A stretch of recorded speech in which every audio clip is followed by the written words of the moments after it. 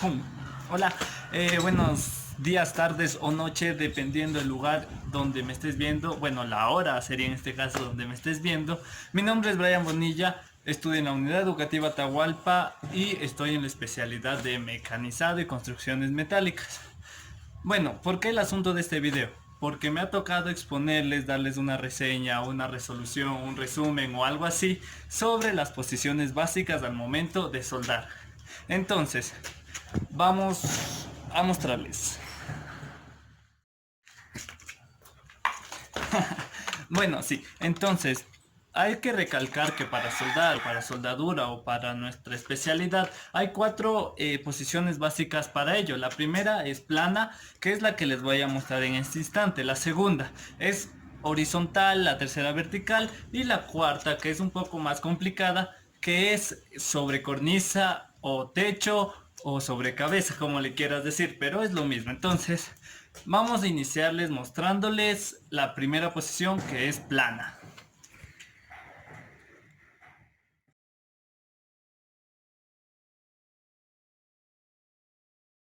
Entonces, la primera posición que vamos a ver es la posición plana, que es la más fácil en lo que se refiere a soldadura. Esta consiste en soldar dos piezas, como lo vemos aquí, dos piezas que estén en posición plana. Esto es plano, esto es plano.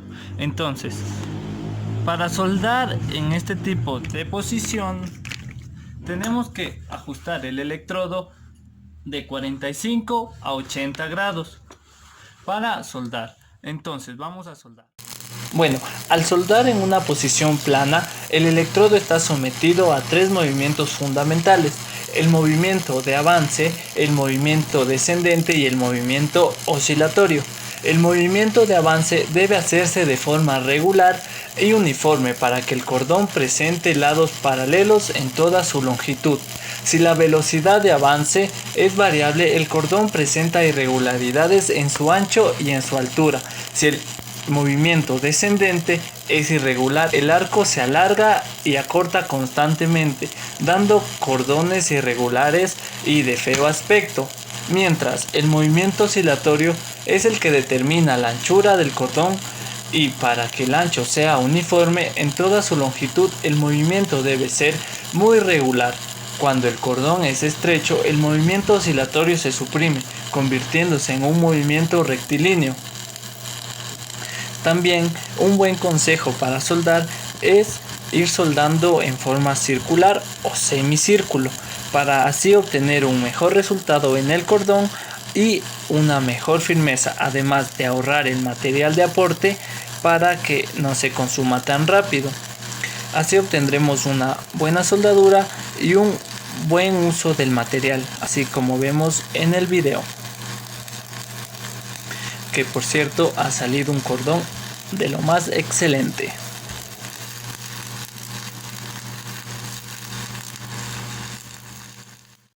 Vamos a ver, la siguiente posición es la posición horizontal. Esta posición, al igual que la plana, puede tener un ángulo entre 45 grados o hasta 50. Decirles, aconsejarles o charlarles que mientras el ángulo esté correcto, la soldadura va a tener una mejor fuerza y una mejor precisión en lo que cabe a la soldadura. Entonces, vamos a ver la soldadura horizontal.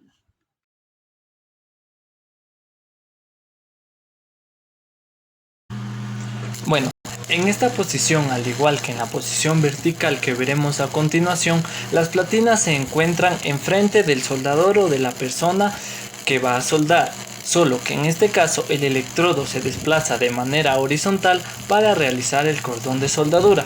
Y este desplazamiento se puede realizar de derecha a izquierda o de izquierda a derecha, como lo estoy haciendo yo en este momento. También en esta posición son afectados dos movimientos: el movimiento oscilatorio, que ya lo hemos visto anteriormente en la posición plana, que determina la anchura del cordón, y para que el ancho sea uniforme en toda su longitud, el movimiento debe ser muy regular. También el movimiento de avance, que en este caso es un poco más complicado, ya que la soldadura o material se empieza a chorrear un poco y hay que tener una precisión muy exacta. También es aconsejable que se lo realice de forma circular para tener una mejor precisión en la soldadura con más fuerza y ahorro de material. Bueno, entonces, la tercera posición que vamos a ver es la posición vertical. Esta posición ya va subiendo un poquito de nivel, es un poquito más difícil. Esta posición tenemos que poner el electrodo en un ángulo de 60 hasta 90 grados. Pues como más te acomodes, como más puedas. Y pues vamos a ver.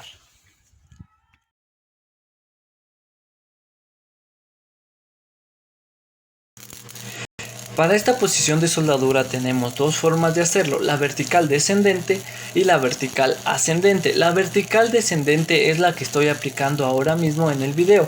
Para soldar en esta posición de vertical descendente se aplican dos movimientos fundamentales, el movimiento rectilíneo y el movimiento oscilatorio o en zigzag.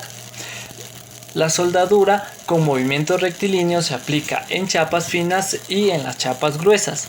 Generalmente, para soldar en este tipo de posiciones se requiere de un electrodo de rutilo de escoria muy viscosa para que el arco o el material fundido no se adelante.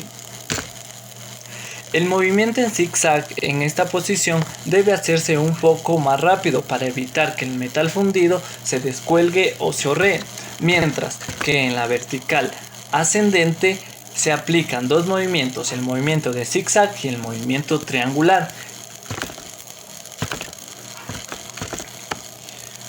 El triangular se aplica en soldaduras verticales ascendentes cuando se desea obtener cordones gruesos y en una sola pasada.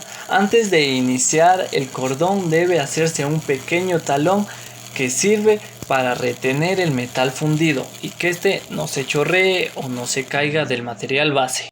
Bueno, la siguiente posición para soldar es sobre techo, cornisa o sobre cabeza, como tú le quieras decir.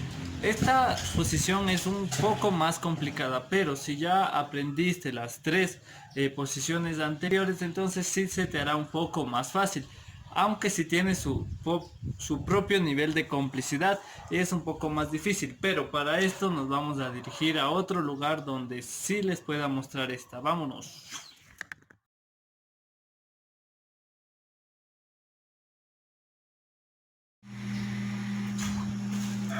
Bueno, ya aquí donde vamos a soldar ese tubo sobre cornisa o sobre cabeza o techo, me he puesto mi pequeña capucha porque sí, es un poco más peligroso soldar así, te puedes quemar, entonces siempre precavido. Y vamos a mostrarle, cabe recalcar que para soldar sobre techo o cornisa el ángulo es de de 65 a 80 grados y teniendo mucho cuidado. Vamos a ver. La soldadura sobre cabeza o techo se realiza con dos movimientos diferentes. Para cordones estrechos, movimientos rectilíneos o en semicírculos, mientras que para cordones anchos, movimientos en zigzag con retención a los dos lados. Cabe recalcar que el ángulo formado entre el electrodo y la chapa varía entre 60 y 85 grados dependiendo el tipo de electrodo utilizado. El ángulo menor se aplica al electrodo de escoria fluida y el mayor al electrodo de escoria viscosa.